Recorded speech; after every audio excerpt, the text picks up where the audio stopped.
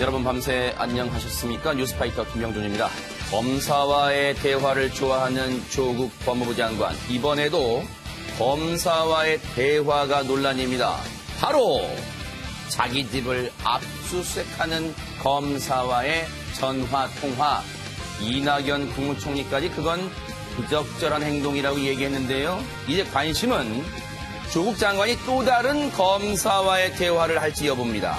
바로 자신을 피의자로 소환하는 검사와의 대화 말입니다. 9월 27일 금요일입니다. 뉴스파이터 본격적으로 이 얘기 잠시 뒤에 얘기 나눠보도록 하겠습니다.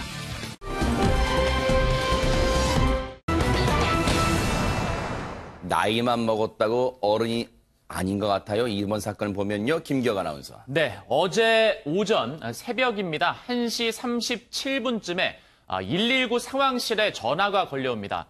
네, 119입니다. 무슨 일이십니까? 라고 물어보니까 네. 이 남성 황당한 말을 늘어놓습니다. 아하. 내가 우리 집에 있는데 지금 우리 집에 불을 지르려고 합니다. 내가 5분 안에 119가 출동하는지 한번 봅시다. 라는 식의 황당한 말을 늘어놓는데요. 자, 119 상황실 근무자가 네. 10분이 넘게 이 남자를 설득합니다. 네. 선생님 그러지 마십시오. 네. 재산 피해도 인명 피해도 날 수 있습니다. 선생님도 아하. 다칠 수 있습니다. 라고 네. 하는데 결국은 자신이 살고 있는 이 대구의 단독주택에 불을 지르고 맙니다. 아, 실제 불 질렀어요, 진짜? 네, 맞습니다. 저 장면 실제 소방차가 출동한 장면인가 봐요. 맞습니다. 소방대원 40여 명 그리고 소방차도 2대가 출동을 했습니다. 네. 아니 근데 이거 진짜 박성배 변호사님 제정신이에요, 진짜. 119에 전화 통화를 하고 난 다음에 이 남성이 이런 고민을 했을지는 모르겠습니다. 이렇게 신고를 했는데 실제로 불을 안 지르면 허위 신고로 처벌되는 건 아닐까? 병범죄처벌법이나 위계에 의한 공무집행 방해로 처벌되는 게 아닐까? 네. 그렇지만 방화가 더 큰 범죄거든요. 실제로 네. 불을 질렀고 이로 인해서 2층에서 불이 시작돼서 작은 방, 거실 등을 거쳐서 불이 더 확산됐지만 다행히 20여 분 만에 진화는 됐답니다. 소방서 추산으로 393만 원의 재산 피해가 발생했고 네. 이 화재 진압을 하겠다고 소방관 40여 명이 출동을 했다고 합니다. 지금 실제 불 질러가지고 보세요. 이 집 내부 보세요. 그냥 진짜 속된 말로 홀라당 다 탔어요, 진짜. 그런데 예. 김기혁 아나운서, 참 이런 말씀 드리기가 뭐한데 소방대원분들이 이런 전화를 받고도 실제 또 출동을 하셨어요, 또 현장에. 예, 맞습니다. 전화로 계속 설득을 했지만 결국 불을 지른 거를 확인을 하고 이제 네. 소방차 2대와 함께 이제 고의적인 좀 방화가 있기 때문에 네. 경찰차도 함께 출동을 했습니다. 네. 그래서 6분 만에 현장에 도착을 했다고 진짜 빨리 합니다. 오셨어요, 진짜. 예, 맞습니다. 근데 혹시 최단비 변호사님, 소방대원분들이 설마 안 지를 거야. 우리랑 통화했는데 뭘 지르겠어라고 이렇게 판단은 안 하신 게 천만 다행이에요, 진짜. 맞습니다. 지금 이렇게 통화를 하면서도 이것이 정말로 화재가 나면 얼마나 위험하겠습니까? 그래서 해당 경찰에도 연락을 하고 미리 대응을 했다라고 합니다. 그런데 신속한 출동이 없었으면 어떤 일이 벌어졌을까 생각만 해도 정말 끔찍한 게요. 이 화염이 다행히 크게 치솟지 않아서 이 화재 사건으로 피해가 크지는 않았지만 네. 이 불이 난 남성의 집 안에 쓰레기가 굉장히 많았던 거예요. 네. 그러니까는 탈 수 있었던 소재 것들이 굉장히 많았고 지금 저 장면인가 보네요. 네, 맞습니다. 그렇기 때문에 불이 날 수 있고 번질 수 있는 소재가 굉장히 많았던 거죠. 네. 거기에 더해서 주변에 주택가들이 굉장히 밀집해 있는 지역이었어요. 아이고. 그러니까 저 집에서 불이 나면서 바로 옆집으로 불이 옮겨 붙으면 더 많은 인명피해가 날 수 그러네요. 있었던 굉장히 위험한 사건이었습니다. 아니 근데 저렇게 이제 소방대원분들이 직접 출동까지 하셨어요. 근데 진짜 가봤더니 김윤희 프로파일러님 그 불지른 집주인이 내가 불질렀지롱 하고 있던가요, 현장에? 아닙니다. 바로 도주를 했죠. 네, 근데 이왕이면 내가 범죄 저질렀으니까 내가 또 저지를 거야라고 했기 때문에 빨리 검거하는 게 되게 중요하거든요. 그렇죠. 다행히 주변을 수색을 한 결과 1시간 만에 검거가 됐습니다. 네. 근데 이 사람 진짜 김윤희 프로파일러님 이제 잡았으니까도 조사를 해봤을 거 아니에요. 왜 대체 불 지른 거예요? 진짜로 물어봤을 거 아니에요? 뭐라고 하던가요? 경찰 조사에서는요, 불을 지르고 얼마나 빨리 신고하면은 출동하는지 진짜 그게 이유였어요. 진짜. 사실 알고 싶었다라고 얘기하는데요. 네. 이렇게 장난처럼 방화를 저지르는 사람들 같은 경우는요, 사회적 지위가 낮거나 사회적 불만이 굉장히 많은 사람입니다. 그렇기 때문에 자신의 불만을 표출하는 방법 중에 하나를 방화를 선택한 것 같고요. 네. 테스트를 한다, 내가 뭐 확인을 한다, 능력치를 한다라는 것은 오히려 자기 자기가 존재 가치가 낮기 때문에 그런 부분들 통해서 자신의 능력을 과시하려는 표현이 아니었을까라는 생각을 합니다. 그렇게 볼 수도 있겠네요. 이 어처구니 없는 사건으로요, 주변 주민분들은 얼마나 놀라셨을까요? 그 얘기 한번 들어보시고 이어가 보도록 하겠습니다. 언젠가는 가 때문에 이 동네에 불합은 날 거예요. 지금 뭐 여러 개 빼가먹고 돌아다니는데 뭐 만약에 막 그 불이라도 크게 났으면 그대로 밤에 자는데 다 당하는 거잖아. 술 문제로 이웃과의 갈등이 그전부터 있었군요, 김기혁 아나운서. 네, 맞습니다. 이 현장에 가 보니까 이 단독주택의 마당에도 술병이 굉장히 많이 쌓여 아유. 있었고, 예, 그동안 마셔왔던 술병이요. 그리고 집안 내부에도 술병들이 많이 있었다고 합니다. 네. 실제로 그 날도 이 남성은 술에 취해 있었습니다. 하지만 의사소통이 불가능한 상태는 아니었기 때문에, 이 경찰들과 대화에서 진술 한 개, 뭐 만취 상태로 진술한 건 아닌 것으로 보입니다. 근데 이수정 교수님, 사실 우리의 기억 속에 방화로 인한 참사가 정말 여러 건 있었습니다. 그걸 생각하면 진짜 아찔한 사건이었어요. 그렇죠. 이 뭐 방화는 굉장히 위험한 범죄입니다. 인명 피해 얼마든지 날 수 그러니까요. 있고요. 그런데 이제 이 사람의 과거의 행적을 보면 네. 이 사람의 알코올 중독의 정도가 굉장히 심한 걸로 보이거든요. 네. 그런데 이제 정신질환 전력은 없다 이렇게 돼 있지만 문제는 병식이 없으면 병원에 안 가기 때문에 의료 기록이 없습니다. 아하. 그런데 지금 횡설수설하는 걸로 보여요. 네. 그래서 아마도 추정컨대 이제 정신감정을 해가지고 이 방화 부분에 대한 책임이 차후에는 이제 뭐 책임을 다 물을 수 있을지 아니면 심신미약이 될지 그거를 따져 물어야 될 케이스가 아닌가 보입니다. 그러니까요. 근데 이제 걱정되는 게요, 박성배 변호사님, 혹시라도 이제 이런 사건이 알려지면서 모방범, 그래, 나도 한번 테스트해볼까? 이런 사람이 있을까봐 걱정돼요, 진짜. 그래서는 절대로 안 되겠죠. 이 경찰이 얼마 만에 출동하는지 궁금해서 자기 집에 불을 질렀다는 이 60대 남성을 현주건조물 방화죄로 입건할 방침이라고 합니다. 네. 제 개인적인 생각으로는 현주건조물 방화보다는 일반 건조물 방화 혐의가 적용되어야 할 것으로 보이는데 현주건조물 방화가 되려면 자기 말고 타인이라도 한 명이라도 그 장소에 살고 있거나 주거로 사용하고 있어야 되거든요. 그래요? 혼자 살고 계시기 때문에 네. 뭐 일반 건조물 방화가 적용되는 게 더 적절하지 않을까 싶은데 어찌됐든 네. 현주 건조물 방화든 일반 건조물 방화든 벌금형이었고 징역형만 규정되어 있습니다. 중하게 네. 처벌을 하고 있고 다만 이분의 경우에는 형사처벌 전력이 없다고 합니다. 그리고 다행히도 진화가 빨리 이루어져서 피해가 확산되지 않았기 때문에 실형보다는 집행유예 가능성이 더 높아 보이긴 하지만 그렇다고 하더라도 중한 처벌을 피하기는 어렵다고 볼 수 있겠습니다. 그러니까요. 수고는 되시겠지만요, 경찰분이나 소방대원분들이요, 이 사람을 주도 면밀하게 좀 살펴보셔야 될 거예요, 평소에. 만약에 당장 뭐 구속되거나 하진 않다 하더라도요, 혹시라도 정말로 더 끔찍한 범죄를 실제로 저지를 수 있는 가능성이, 우려가 있기 때문에 반드시 좀 주도 면밀하게 주의 깊게 좀 관찰이 필요할 것 같습니다.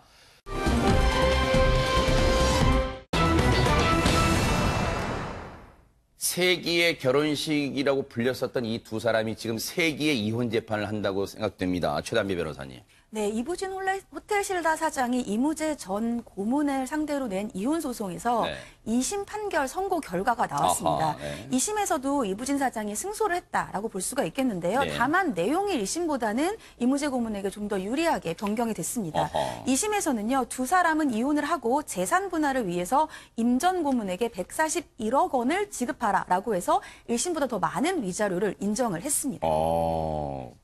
그러면은 친권과 양육권 이런 문제도 있었을 거 아니에요, 최단비 변호사님? 있었습니다. 근데 친권과 양육권은 지금 이부진 사장에게 인정을 했고요. 다만 1심에서의 면접 고소권을 이무재 고문에게 인정했던 것보다 더 많은 그 횟수를 이무재 고문에게 2심에서는 인정을 했어요. 그래요? 그래서 네. 1심에서는 이 아들에 대한 면접 교섭을 월 1회라고 인정을 한 반면에 네. 2심에서는 월 2회이지만 1박 2일, 즉 하루 가서 아버지와 함께 자고 오는 1박 2일로 월 2회를 인정을 했고요. 네. 또 이것이 평소에 학교를 다니던 때와는 달리 뭐 설이나 추석 같은 명절에는 2박 3일, 그리고 방학 기간 중에는 더 긴 6박 7일 동안의 면접 교섭을 인정하면서 1심보다는 더 많은 면접 교섭권을 이무재 고문에게 인정했습니다. 명절, 뭐 추석이나 설 같은 때는 그냥 아예 아빠네 집에 가서 2박 3일 푹 아빠와의 뭐 유대감을 가지고 와라. 이제 그렇게 또 재판부가 이 배를 하는 것 같은데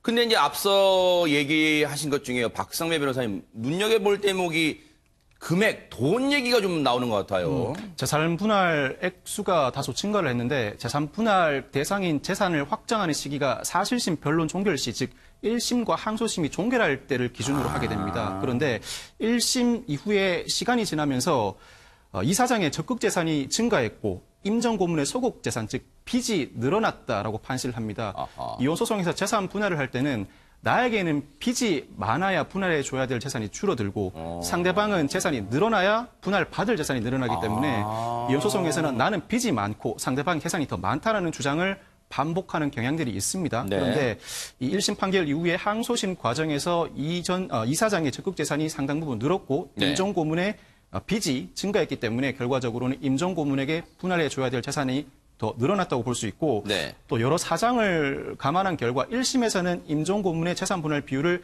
15%라고 판시했지만 항소심이 보기에는 그보다는 좀 더 상회하는 20%가 합당하다라고 판시하면서 재산 분할 금액 1심에서의 86억 원에서 항소심 141억여 원으로 늘어나게 됐습니다. 네.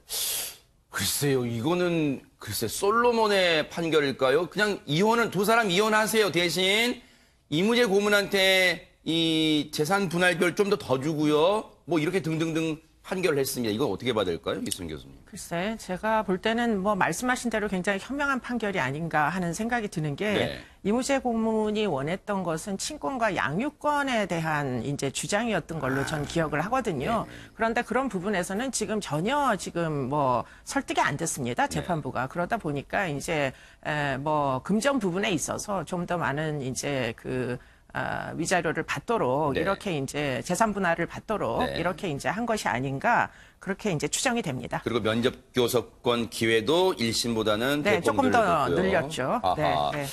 이부진 사장 입장에서는 야 이거 내 재산 들어오는데 이거 재산 분할 액수 넣는다니까 좀 뭐 이 불평 불만 나올 수도 있을 것 같은데 어쨌든 1심에서는 86억 1,300만 원을 이무재 전 고문에게 지급하라 했는데 2심 때는 그보다 한 55억 정도 증가했네요. 141억 1,300만 원을 이무재 전 고문한테 지급하고 두 사람은 이혼하세요라고 판결을 했습니다. 두 사람 반응도 궁금해요, 김경 아나운서. 네, 우선 재산 분할에 대해서 앞서 말씀을 해주셨는데 55억이 증가를 했지만 사실 재산이 늘어난 것을 예상을 했기 때문에 어느 정도 생각을 했던 것 같습니다. 그래요? 예. 청구 이제 재산 분할에 대해서는요. 네. 그리고 이부진 씨 측에서는 이 재판의 결과가 예상한 결과다. 아하. 제일 중요한 이혼과 친권 양육에 대한 판결은 1심과 동일하게 나왔다. 재판부에 감사하다라는 입장이고요. 재판부에 감사하대요. 네, 맞습니다. 네. 자, 그리고 이무재 씨 측에서는 네. 우리 쪽 입장과는 좀 다른 부분이 많아서 여러 의문이 있다. 아직 판결문을 받지 못했는데 상고 여부는 판결문을 보면서 아하. 이 이무재 씨와 상의를 해봐야 할 것 같다라는 입장입니다. 대법원까지 갈지는 고민해보겠다는 건데 지금 이무재 전 고문 측이 말한 자신의 입장과 다른 부분은 뭘까요? 김윤희 프로파일러님. 아까 처음에 이수정 교수님이 말씀하셨던 것처럼 아마 그 자녀의 양육권과 친권이 가장 큰 걸 겁니다. 하지만 일각에서는 지금 재산 분할에 관한 것도 어쩌면 다른 원인이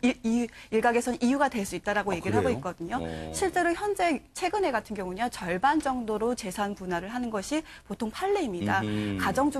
가정주부라고 하더라도 자녀 양육 같은 것들을 일단 하나의 노동으로 인정을 하기 때문에 50%의 분할이었는데 지금은 15%에서 20%로 인상됐다고 하더라도 네. 어떤 통상적인 것은 아니기 때문에 다르다는 의견을 낸 것 같습니다. 네.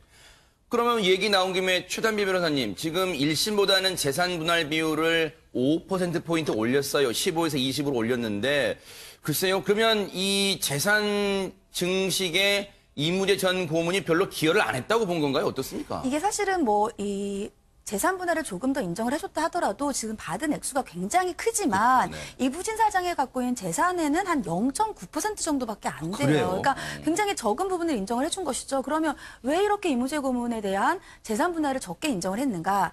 예전과는 달리 현재에는 우리 이제 재산을 이혼할 때 나눌 때 재산이 크게 두 가지가 있습니다. 하나는 특유 재산이 있고 하나는 공동으로 형성한 재산이 있는데 이 특유 재산은 원래의 그 배우자가 결혼하기 전부터 갖고 있었던 재산이에요. 네네. 그러니까 원칙은 결혼하기 전부터 갖고 있었던 재산은 나누는 재산이 아닙니다. 그런데 최근에는 이렇게 원래 갖고 있었던 재산도 부부가 함께 살면 가지고 온 재산이라도 공동으로 기여를 하게 되잖아요. 예를 들면은 아내 같은 경우 일을 안 하더라도 남편이 원래 갖고 있었던 상가 같은 것들을 함께 노력을 해서 집을 일구면서 거기에 대해서 이 재산을 공동으로 형성하는 데 기여를 했다라고 보는 거예요. 네네. 그래서 특유재산도 나누는 것을 인정을 하는데 그러면 왜 이무재 고문은 특유재산을 인정을 안 해준 것이냐. 이부진 사장 같은 경우에는 특유재산의 대부분이 이 삼성에 대한 주식입니다. 이 주식이 이 이부진 사장이 결혼하기 전에 아버지인 이건희 회장으로부터 받은 돈으로 산 것이고요. 이 주식의 가치가 계속해서 오르면서 상당 부분의 재산이 지금도 늘어나고 있는 것인데 그게 이제 이무재 고문이 이런 주식으로 형성된 재산에는 기여하고 보기가 어렵죠. 그렇기 때문에 이 주식을 빼고 나서 나머지 돈을 나누다 보니까 이렇게 총 재산에서는 아주 작은 부분의 재산 분할이 이루어진 겁니다. 근데 제 기억으로는요, 최단비 변호사님 두 사람이 별거도 했었는데 그런 건 재판에 영향 안 미쳐요? 영향을 미치죠. 왜냐하면은 이 특유재산 같은 경우 아니면 공동형성재산 같은 경우에도 함께 산 기간 동안에 이 부부가 함께 이 재산을 형성하고 일구고 유지를 해야 되는데 네. 이 이부진 사장과 이무재 고문 같은 경우는 결혼 기간이 총 한 20년 정도 되는데 네. 같이 산 기간이 10년이에요. 그러니까 별거를 거의 한 10년 정도 세상에. 했습니다. 그래서 그러면 10년 동안 이러한 공동으로 재산을 형성하고 특유재산에 기여를 했다라고 보기 때문에 기간도 총 결혼한 기간보다는 좀 작아요. 그렇기 때문에 이런 부분들이 영향을 미친 것으로 네. 보입니다. 김계관 어제 지금 두 사람의 네. 결혼식 장면은 나옵니다만 그때 정말 뭐 전 국민적 그리고 많은 나라에서도 관심 가졌단 말이에요. 예, 그래서 맞습니다. 참 어떻게 살자, 어떻게 결혼 생활 이어갈까 관심을 많은 사람들이 지대하게 보였는데 결국은 최단비 변호사님 말씀처럼 혼인 기간 20년이지만 따로 산 게 10년일 정도로 별로 순탄치는 않았습니다. 네, 1심과 2심 판결 나고까지 이혼 소송에도 우여곡절 많았다면서요. 맞습니다. 이게 이부진 씨가 이혼 소송을 제기한 게 2015년 2월입니다. 그러니까 지금 현재 시점까지 따지면 4년 7개월이 걸린 거예요. 네. 근데 이게 안에서 우여곡절이 많았던 게 어쨌든 1심이 결정이 나고 이무재 씨가 항소를 하고 이런 과정이 있었는데 네. 중간에 이무재 씨가 재판부 변경 요청을 했기 때문인데요. 맞아요. 기억나요. 맞아요. 예, 네. 이 재판장이 삼성 측과 뭔가 관계가 있는 것 같다. 가까운 사이인 것 같다라면서 재판부 변경 요청을 했고 네. 실제로 이게 받아들여져서 변경하는 과정이 있었기 때문에 이 항소심 첫 재판도 2017년 8월 접수 이후에 1년 반이 지나서야 열렸습니다. 예, 그만큼 조금 우여곡절이 많았죠. 네. 혹시 대법원까지 갈까요? 박성배 변호사님? 임 전 고문 측이 판결에 의문을 제기하고 있기 때문에 상고 가능성은 열려 있다고 봅니다. 그렇지만 대법원의 판결이라는 것이 새로운 주장 입증을 받아들이는 것이 아니라 항소심 판결의 적정성 여부를 판단하는 것이기 때문에 특히 가장 큰 관심을 두고 있는 아이들 친권 양육권은 현재까지도 네. 이 사장이 아이들을 양육을 하고 있기 때문에 네네. 사정 변경이 없는 한은 친권 양육권에 관한 대법원 판단도 항소심과 달라지지 않을 가능성이 굉장히 높아 보입니다. 네. 재산 분할과 관련해서도 특별히 공동 형성 재산으로 판단해야 함에도 이 사장의 특유 재산으로 판단했다든지 아니면 항소심 종결 시에 분할 대상으로 삼은 재산 중에서 일부 빠진 내역이 나타나지 않는 한은 변동 가능성은 다소 낮아 보이는 게 사실입니다. 혹시 이건 좀 엉뚱한 질문일 수 있겠는데요. 박성배 변호사님, 만약에 이제 앞서 면접 교섭권 이 기회 날짜가 1심보다 늘어났잖아요. 근데 지금 뭐 두 사람 사이에 슬하에 뭐 아들 하나 있는 걸로 알려지고 있는데 이 아이가 엄마 나 아빠 만나러 가기 싫은데 라고 한다면 이거 어떻게 할 수 있는 거예요? 만약 그런 상황이 생긴다면? 만약 그런 상황이 생긴다면 면접 교섭이라는 건 재산상의 천구와 다르게 인신에 관한 권리이자 의무이기 때문에 강제할 수는 없습니다. 그래요? 아이가 굳이 아버지를 보지 않겠다고 하는 상황이면 강제할 수는 없는데 만약 그런 상황이 벌어지면 통상은 일방에서 아이를 보고 있는 상대방이 면접 교섭을 방해한다고 생각을 하는 경우가 많아서 아하. 면접 교섭을 강제 이행하라는 심판 청구를 할 수는 있습니다만 아하. 아이 스스로가 강력하게 거부한다면 심판 청구에 이른다고 하더라도 강제할 방법은 없습니다. 아하, 그런 상황이 물론 지금 두 사람 이번 사건에 그렇다는 건 아니고요. 만약 그런 상황이 생기면 그렇게 상황이 또 벌어질 수 있다. 그런 생각도 해봅니다.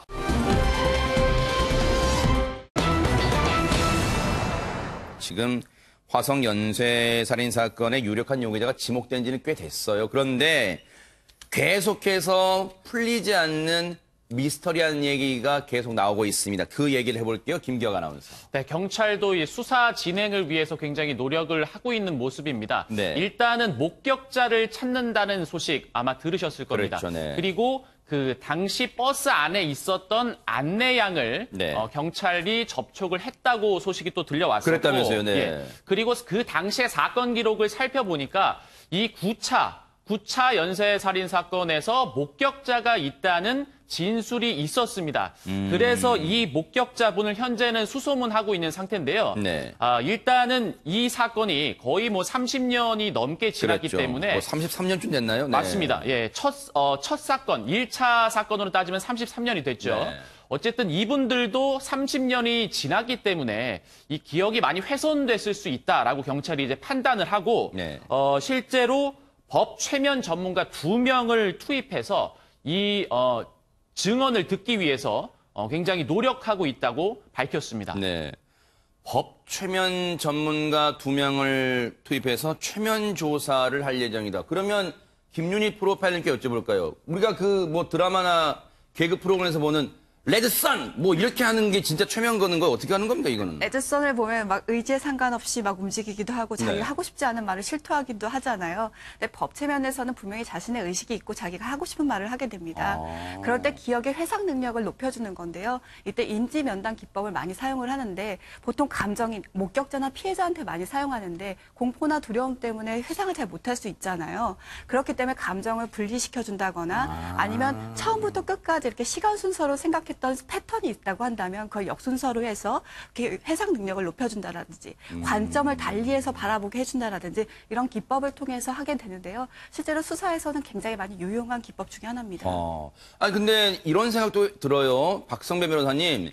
당시에 목격자분 상대로 최면 수사하는 것도 필요하겠지만 지금 유력한 용의자로 지목된 이 씨에 대해서도 이거 최면 수사 같은 거 해보면 안 돼요? 이 씨에 대해서 최면 수사 시도는 해볼 수 있겠지만 이 씨가 동의를 해줘야 할 수 있는 거니까요. 실제로 수사가 가능한 사안에서도 동의를 받아서 최면 수사를 하고 그를 통해 얻어진 진술도 법원에서 유죄의 증거로 쓰지는 못하는 상황인데 그래요? 네. 공소시효가 만료돼서 강제 수사도 할 수 없는 상황에서 굳이 이 씨가 최면 수사에 동의를 할 하등의 이유가 없죠. 특히나 실제로 실시를 한다고 하더라도 수사의 적대적인 당사자는 네. 최면에 순응하지 않습니다. 즉 최면에 유도되지가 않아요. 별 효과가 없다는 겁니다. 그래요? 네. 그러니까 이 씨 입장에서는 예전 기억을 굳이 더듬어서 진술을 할 하등의 이유가 없기 때문에 동의할 리가 만무한 상황입니다. 네, 김윤희 프로파일러님. 네네. 이걸 조금 보충을 하자면 적극성이 굉장히 필요한 부분이거든요. 그다음에 최면자의 능력이 굉장히 중요한 게 법체면인데요. 그래요? 만약에 하게 된다면 한 이유는 아마 이 사람을 통해서 실토를 하거나 기억을 회상시킨다는 것보다는 그 사람이 회상해내는 것들을 과정을 보면서 그 사람의 진술 태도라든지 감정이라든지 이런 것들을 아마 보게 될 가능성이 굉장히 높습니다. 네. 하지만 실효성이 있지는 않습니다. 네. 그런데요.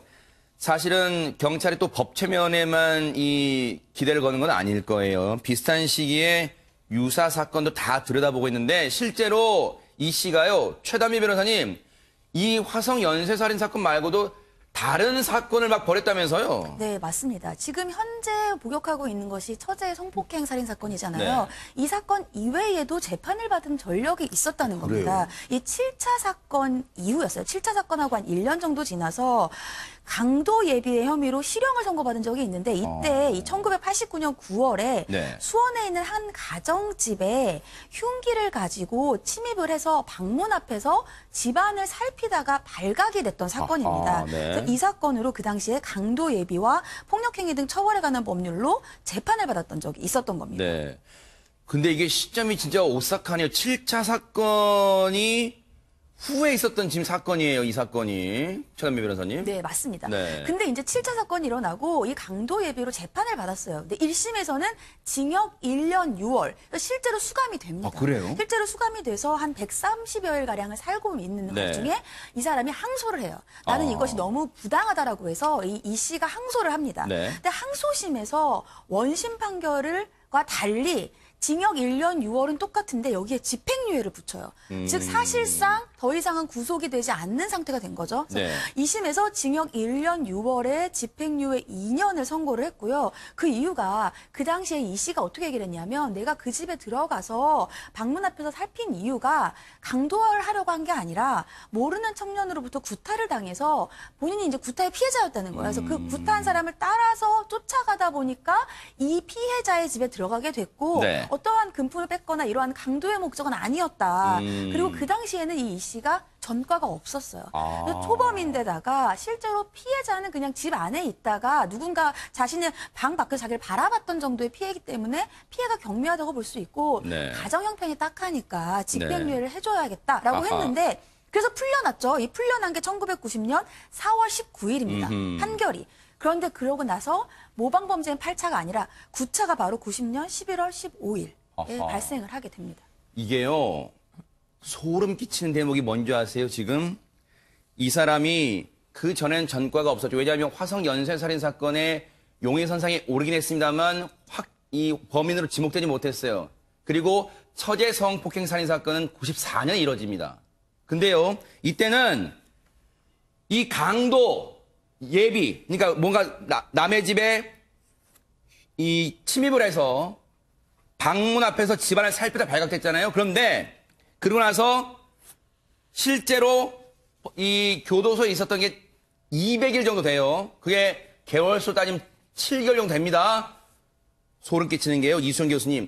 7개월 동안 이 씨가 교도소에 있는 동안요. 화성 일대가 조용했대요. 아무 일도 벌어지지 않았답니다. 참 안타까운 일입니다. 그냥 그리고 나서 계속- 나오니까 다시 9차 사건이 일어난 거예요, 지금. 맞습니다. 네. 그래서 그때 좀 더 뭔가 좀 이 사람이 관련이 있다는 걸 알았으면은 그러면 사실은 9차와 10차 그리고는 처제는 죽지 않아도 되는 거 아니냐. 이런 이제 얘기들이 나오는 거고요. 네. 지금 이제 9차 사건 같은 경우에 이 사람이 이제 200일가량 구금이 돼서 연쇄살인을 저지르지 못하고 네. 어쩔 수 없이 멈춘 기간이 있잖아요. 음흠. 그런데 이제 9차 사건은 13살짜리 아이를 죽인 겁니다. 맞아요. 네, 아주 처참하게 지금 이제 잔혹행위, 시신에 남은 잔혹행위가 이만저만 폭력성이 높은 사건이 아니었어요. 맞아요. 네. 그러다 보니까 지금 이 사람이 정말 보통 사람이 아니다. 지금 뭐 교도소 안에서 모범수를 하는데 이 사람의 실체는 어쩌면 얼굴만 사람 외관상만 인간이지 그 안에는 도대체 뭐가 들어있는지 알 수 없을 정도로 아주 잔혹한 처참한 그런 이제 사건이었습니다. 구차가. 네. 화성 사건 마지막 10차 사건이 앞서 말씀해 주신 대로 1991년입니다. 그리고 충북 청주에서 집에 놀러왔던 들렀던 처제를 잔인하게 또 성폭행하고 살인했던 게 1994년입니다. 이 3년간 그러면 이 씨가 얌전히 있었을까요? 앞서 수원의 가정집에 침입했던 사건도 있잖아요. 그렇다면 다른 사건도 다 둘러보는 김에 그 범위를 전국적으로 넓혀야겠다. 수원 일대까지도 일단은 넓혀야겠다. 그런 생각을 해봅니다. 이수영 교수님. 네, 뭐 수원에서 당시에 여고생 강간 살인 사건도 미제가 있었던 것 같고요. 제 그래요? 기억으로. 그리고는 이제 청주 지역에서도 지금 이제 이사를 내려간 이후에 뭔가 미제가 있었던 것 같습니다. 당시에는 경기도와 충청권에 이제 여성들이 강간 살해된 미제 사건들이 꽤 많이 있었거든요. 관련성을 좀 더 범위를 넓혀가지고 이게 당시에는 수원경찰서 사건이다 보니까 이제 화성이 아니라는 이유 때문에 연결이 안 되고 넘어갔던 사건들이 있거든요. 네네. 그런 것들을 지금 다 함께 살펴보겠다는 게 현재 경기 남부청의 계획인 것으로 보입니다. 그런데 여전히 입을 다물고 있어요. 한 5번 조사를 했는데도 경찰이요. 김윤희 프로파일러님 입을 다물고 있단 말이에요. 그런데 여러분 아시는 것처럼 이미 화성 연쇄살인 사건은 2006년에 이 공소시효가 만료가 됐어요. 그런데 이 공소시효가 만료됐다는 것은 화성 연쇄살인 사건 갖고는 처벌받지 않는다는 얘기잖아요. 그런데 왜 입을 다물고 있을까요, 김윤희 프로파일러님? 입을 다물었을 때 자기한테 오는 이익이 더 크다 보니까 그럴 수밖에 없는 거죠. 만약에 입을 열었을 때 자기가 가석방의 조건 같은 것도 다 무너질 수밖에 없는 상황인 거죠. 실제로 프로파일러들이라든지 아니면 수사진들이 이 사람에게 자백을 받기 어려운 부분은 정서적인 것에 반응한 사람도 아니고 그렇다면 자기한테 이익이 있어야 반응하는 사람인데 그럴 만한 것도 없기 때문에 지금 어떻게 보면 이렇게 자백을 받는 게 좀 더 어려울 수밖에 없는 상황입니다. 이 사건은요, 두고두고 아쉬운 점이 많아요. 왜냐하면 박성배 변호사님, 용의선상에 한 3차례 올랐었단 말이에요. 그러면 그때 조금 더 주도 면밀했다면 이 수사가요, 뭔가 결과론이긴 합니다만 다른 범죄를 막을 수 있지 않았을까 이런 생각 하시는 분 많을 것 같아요. 화성 연쇄 살인 사건이 한창 이어지던 시기에 이 씨가 3차례나 경찰의 용의선상에 올렸지만 번번이 수사망을 벗어납니다. 맞아요. 처음 수사를 받았던 게 6차 사건 이후에 86년 8월 발생한 성폭행 사건의 용의자로 수사망에 오릅니다. 네. 별도의 다른 사건으로 주민 제보로 수사망에 오르지만 증거를 찾지 못해서 석방되고요. 네. 두 번째는 8차 사건 이후 88년 말부터 89년 4월 초까지 또다시 수사 대상에 올랐었고 아하. 세 번째는 90년대 초에 유사 사건과 연루돼서 역시 경찰 수사망에 오르지만 당시에 범인의 혈액형이 B형이라는 인식이 확산돼 있었고 현장에서 발견된 족적이 이 씨의 발자국과 불일치하는 데다 추가 증거를 발견하지 못함으로써 결국 용의선상에서 제외되고 말았습니다. 네. 지금 미스터리한 점이 너무 많아요. 왜냐하면 DNA가 일치한 거는 5차, 7차, 9차 3건이잖아요. 그런데 이 씨가 살던 당시 화성의 이 주거지 근처, 거기서 발생한 게 2차와 6차 사건이에요. 근데 거기에 대해서는 아직 이 DNA가 안 나왔어요. 만약 이 사건에도 과연 이 씨가 연관된 건지 반드시 경찰이 그 고리를 밝혀내주기를 기대를 해보겠습니다.